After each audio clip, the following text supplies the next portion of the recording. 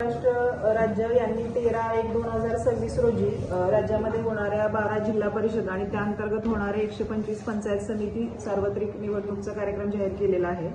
त्या अनुषंगाने आपल्याकडे आचारसंहिता लागू झालेली आहे। जिल्ह्यामध्ये महापालिका इलेक्शन पण सुरू आहे सध्या, पण त्या जिल्हा परिषद 12 ज्या आहेत, ज्यांचं आरक्षण 50% आत आहे, ज्याच्यामध्ये अडचण नाहीये, त्या 12 जिल्ह्यामध्ये आपला सोलापूर जिल्हा असल्याने आपलं जिल्हा परिषदचं इलेक्शन सध्या काल डिक्लेअर झालेलं आहे। त्याच्यामध्ये सांगोला तालुक्यामध्ये 7 गट आणि 14 गट असून त्याची निवडणूक आपण या ठिकाणी पार पाडणार आहोत। आपल्या तालुक्यासाठी निवडणूक निर्णय अधिकारी म्हणून मंगळवेढा आणि सांगोला उपविभागीय अधिकारी माळीसर यांची नियुक्ती झालेली आहे आणि सहाय्यक म्हणून माझी म्हणजे तहसीलदार सांगोला यांची नियुक्ती आहे।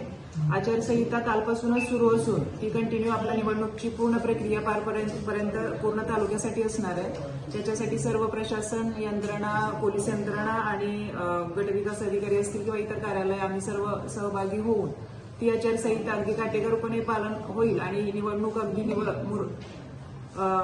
शांततेत आणि आयोगाने घालून दिलेल्या नियमानुसार पार पाडण्यासाठी आम्ही अगदी कटिबद्ध प्रयत्न करणार आहोत। नागरिकांना आव्हान आहे की सर्व आयोगाने दिलेले नियम प्रशासनास सहकार्य करणे आणि कुठेही नियमाचं उल्लंघन होणार नाही, आपल्या तालुक्याच्या परंपरेला, इलेक्शनच्या प्रक्रियेला कुठेही गालबोट लागणार नाही असं प्रशासनाला पण सहकार्य करणं, चुकूनही आपल्याकडनं अजाणतेपणे काही चूक होणार नाही, काही नियम माहिती करून घेऊन ते प्रोसेस फॉलो करायची आहे।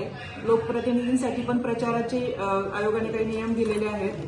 प्रचार सभा असतील, रॅली असतील, नॉमिनेशन फॉर्म भरण्याची प्रक्रिया असेल, याच्या सूचना आम्ही त्यांच्यापर्यंत पोहोचवलेल्या आहेत। जिल्हाधिकाऱ्यांनी आदेश पारित केलेले आहेत त्याबाबत, ते त्याचे पालन नक्कीच करतील आणि विहित नमुन्यातल्या ज्या परवानगी आहेत त्या आम्ही एका कार्यालयामध्ये, एक खिडकीमध्ये अगदी त्यांना तात्काळ सगळ्यांना त्या वितरित होतील, कुणाची अडचण होणार नाही, गैरसोय होणार नाही याची दक्षता घेणार आहोत। आता यावेळेस पारंपरिक पद्धतीने ऑफलाईन आहे, त्यामुळे नेहमीप्रमाणे ऑफलाईनच अर्ज भरले जातील, ऑनलाईनची प्रक्रिया नाहीये यावेळेस। एकच टेबल आहे, एकच टेबल आहे।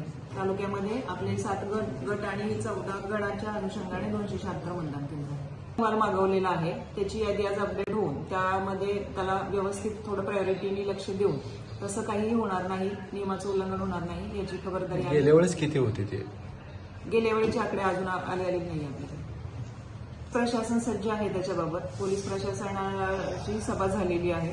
प्रत्येक केंद्रावर, प्रत्येक तालुक्यातल्या मतदान केंद्रावर आणि सर्व जे होणार आहेत आचारसंहितेच्या अनुषंगाने सभा होतील, रॅली होतील, प्रसार माध्यम असतील, या सगळ्यांवरती प्रशासनाचं बारीक लक्ष असेल।